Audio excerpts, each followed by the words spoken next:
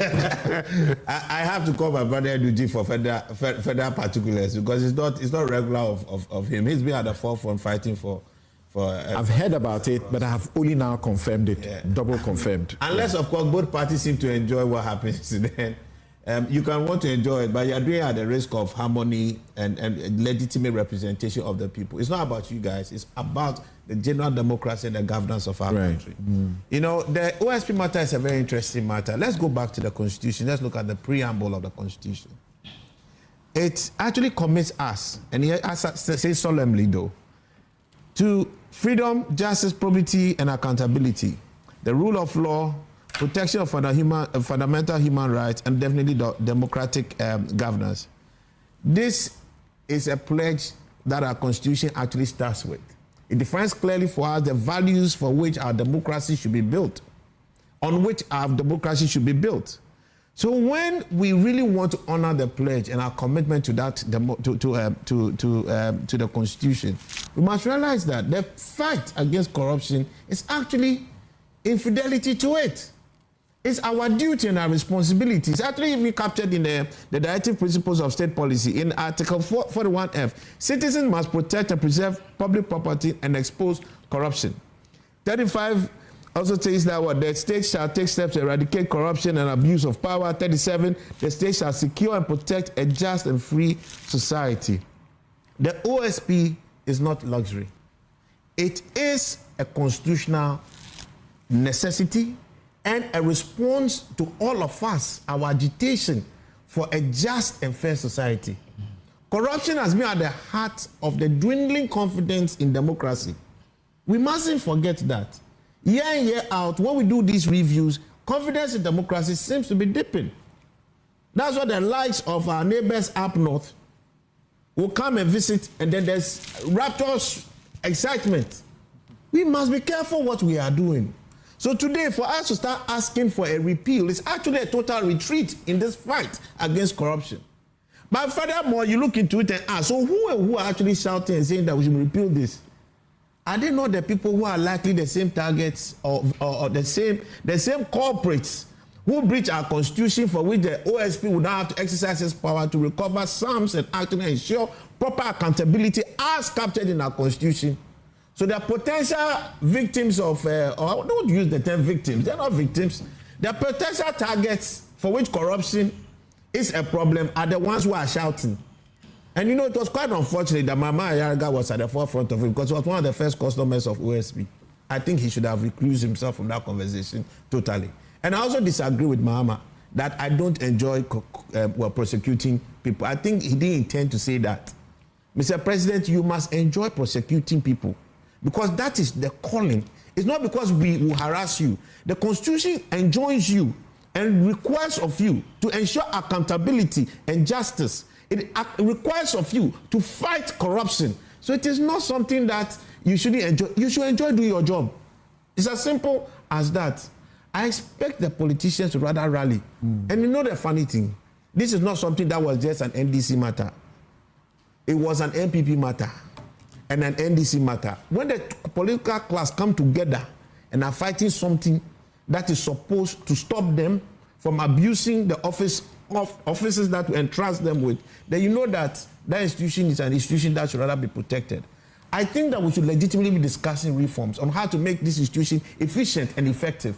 Not for us to be ganging up and creating unnecessary distress, and more importantly, depleting public trust. And I have a message for the NDC folks. I beg you. We do respect the fact that you have what we call a supermajority, but remember what the Constitution reminds you, right in Article 1.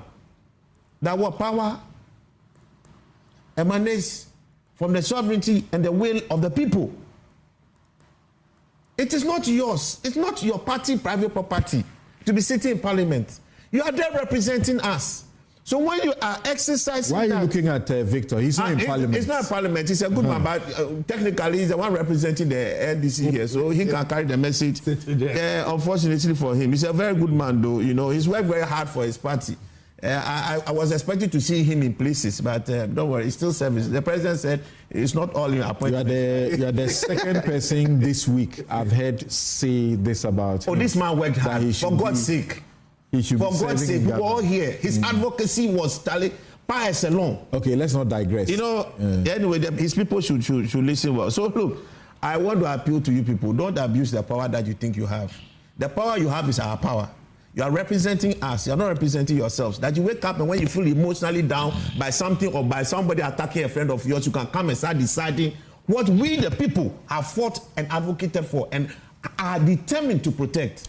You will lose the focus and the goodwill you have. Mahama Yarega, the speaker, who were also vocal on the OSP and calling for a repeal. This is not new.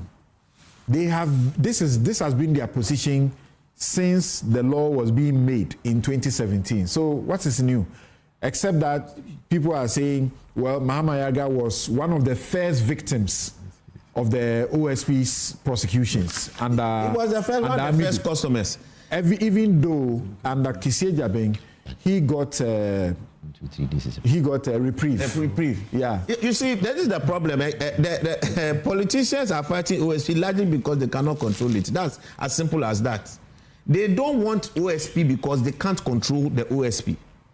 But what people must realize when you actually have this superior majority at every point in time is that it's meant for you to constructively transform the space and lives of us and the governance sphere that we have. It's not for your party convenience. So that is not it. What is the power? What is it for? Apart from transforming and helping people. What is it for? We want to have a certain governance frame. We want to have a certain society that we are all aspiring to. So even when you're in opposition, you can have Britain that the resources of this state are optimized. Then you hear some arguments about the cost of running the place. I say, please, it's a new institution. All those things that people have put up the budget, people put up something, you say 50% releases. Your releases are even wrong. Because releases are not necessarily payments. That means this is what practically we are hoping to make available or releasing for you to really spend. But your actual payments, go and look at it. It's less than that 50%. It is less than that. Can we compare that monies we've funded OSP with the $3 billion that we've estimated corruption to be, which you and I can sit here and roughly estimate that's even higher? 3 billion each year. Each year. And my brothers, let's not do this to ourselves. Let's not cut our But that's the complaint. That's the complaint. You have been set up to plug these holes, and we are not seeing the fruits. No, that's the question. Something. Look at, let's take the timelines. I really wanted to pick up some timelines. Kissie got into office for 2021. Hamidu came into office sometime in 2018. He was practically the only man in the office. He had 15 men or so who were given to him, seconded from other institutions. By the time Kissie came there in 2021, everybody had to go back to their places. They had to now restaff the place. They just got, it was just last year or 2 years ago, in 2023 or so, that they got the full barely 2 years ago. Barely 2 years ago that they had that. Now you have people. You now have to train them. You have to now build a culture. You actually even need to start setting up an office. You remember where the office used to be? They couldn't even have a cell or anywhere to even hold anybody. And at the same time, the same OSP was trying to attack, was trying to go after the police or the security services because of that recruitment scam. Now those people to collaboration became a problem. You are aware that even the OSP was banned from using a siren by the police, true or false? Aren't you aware? You said that thing, you were talking about what you know, but I'm asking you, aren't you aware? Part of the reason Sami Daku was arrested. Exactly. You know this. So what does that tell you? It tells you antagonism from the same security agencies who would have cooperated with the OSP. So the OSP is just getting settled and getting its act together. Cases have now been filed. Let's give them space. Let's give them time. Let's encourage them. Those who sit back and read their charge sheets and you see the charge sheet, oh, no, this guy hasn't done this thing well. He hasn't done this part. Please, it is an accessible place. Send them your technical recommendations. If it makes sense, they will take it. If it doesn't, they won't take it. And nobody is Lord unto himself. Nobody is perfect. All right, but let's rather help the institution find its feet. We have not had a dedicated institution for corruption. Today, I have to admit, we have one of the finest AGs we could have. You look at the way he's handling his cases, it's beautiful. And I think there are learnings there for the OSP. No two ways about that. But it's a political appointee. How easy will he be able to go after his own at any point in time? If he has to go after the president, will he be able to go? There are legitimate constraints with the AG's structure, which led to some dissatisfaction and encourage all of us to advocate for this independent institution that helps us really pursue and operationalize that task that we all have in the Constitution to fight corruption, to ensure accountability, to ensure justice. And that is a call on every one of us sitting here as citizens, as our duty. Let the OSP be. Repealing is a retreat against corruption.